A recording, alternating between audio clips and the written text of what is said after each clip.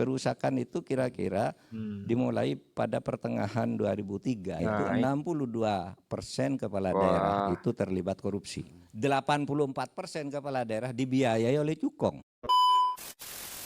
Bismillah, assalamualaikum guys. Kembali lagi di channel Jurnal Terupdate.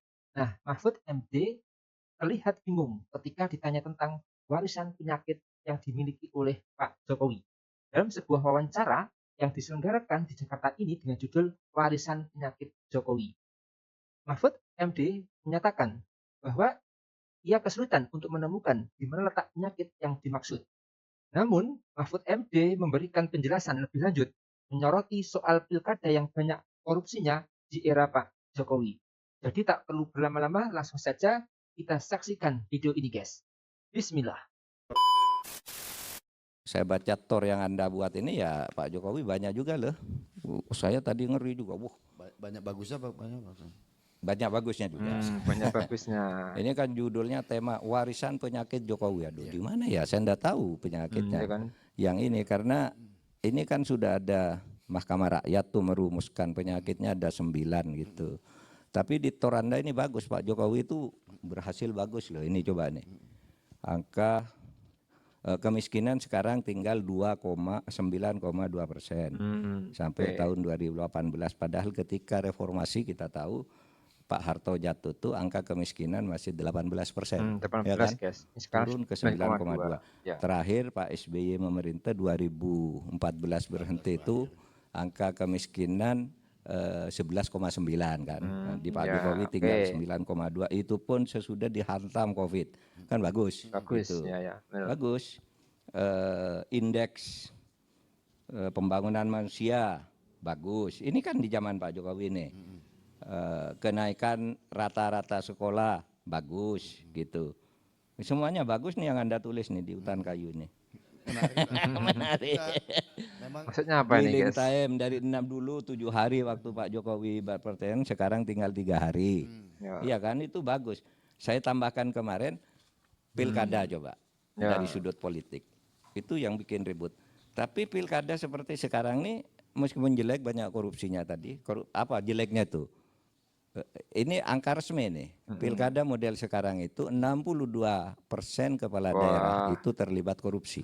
Wah, banyak ya guys ya ini. 62% terlibat korupsi. Resmi ini pengumuman Menteri Dalam Negeri.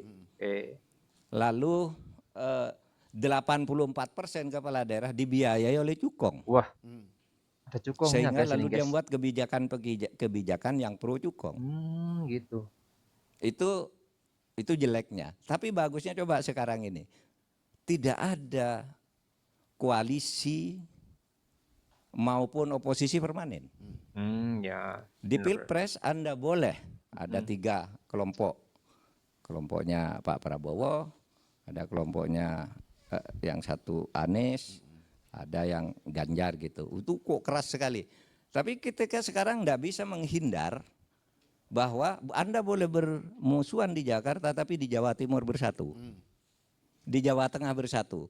Anda boleh PKS itu anggap partai yang sangat kanan tapi tidak bisa menghindar kadangkala harus bergabung dengan partai non-Islam di satu tempat. Bahkan harus bergabung dengan PDIP juga di tempat lain.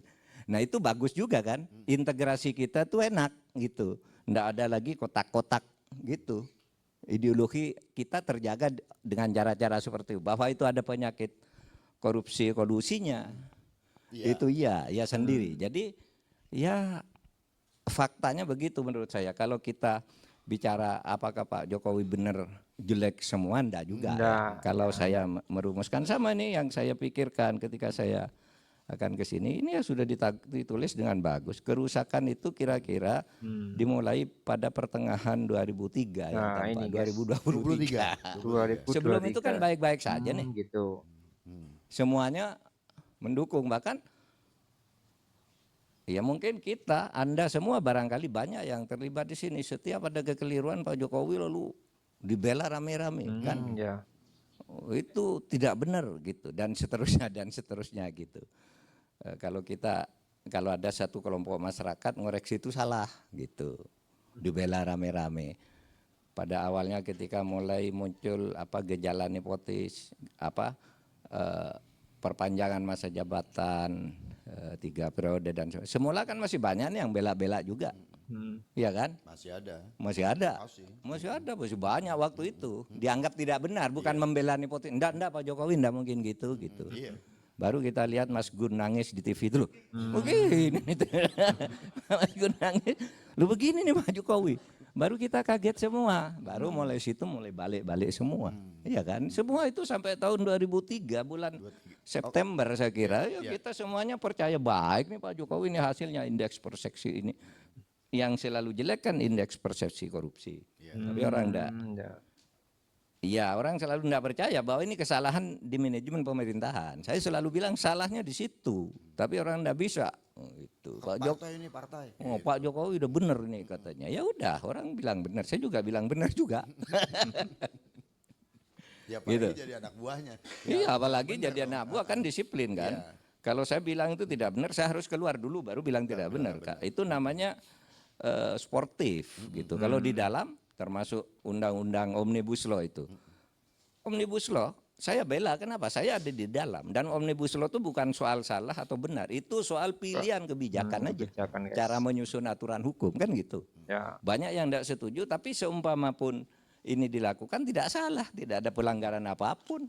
Gitu. Itu kan pilihan metode penegakan hukum, metode penyusunan hukum.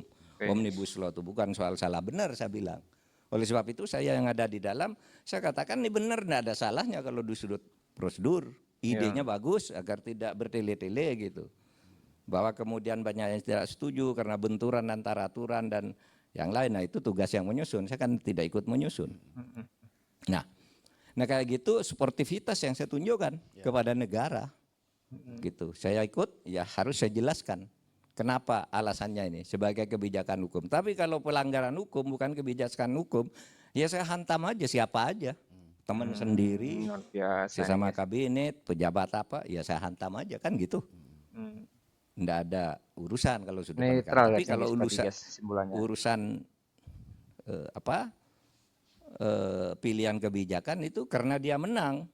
Yang menang tuh secara politis punya konsekuensi bahwa dia berhak menentukan kebijakan yang sifatnya pilihan. Itu yang menang. Kalau Anda tidak setuju, ya Anda yang harus menang kan gitu. Nah, Anda kalah kok gimana? Biar negara berjalan maksud saya. Makanya begitu cara saya menyikapi dan bekerja. Oke guys, jadi Prof Mahfud MD itu merasa lebih baik ia berada di luar pemerintahan. Sebab saat pemilihan presiden 2014, ia adalah lawan dari presiden yang sekarang terpilih. Menurutnya, pada tahun 2014 pun ia memilih untuk tidak masuk ke dalam eksekutif. Karena pada Pilpres 2014 kala itu ia adalah ketua tim pemenangan Prabowo Subianto Hatta Rajasa. Etika semacam ini menurut Prof Mahfud penting. Dalam sebuah wawancara tadi, Prof Mahfud mengatakan bahwa warisan penyakit Jokowi adalah wabah yang menggejala sejak pertengahan awal 2023. Mahfud MD menekankan, sebelum pertengahan tahun 2023 itu semua masih baik-baik saja guys. Setelah keputusan kontroversial Mahkamah Konstitusi di tahun 2023, sejak itu terkuak berbagai hal permainan politik yang bisa meminggirkan nilai-nilai baik demi meraih kekuasaan. Selain itu, Mahfud MD juga menyoroti soal pilkada yang banyak korupsinya karena disebutkan ada 62% kepala daerah terlibat korupsi dan itu info A1 resmi langsung dari Menteri Dalam Negeri dan juga 84% kepala daerah dibiayai oleh cukong sehingga mereka membuat kebijakan-kebijakan yang pro cukong. Dan Mahfud MD menyimpulkan bahwa semua apa yang diwariskan Pak Jokowi tidak jelek semuanya, tapi juga banyak yang bagusnya.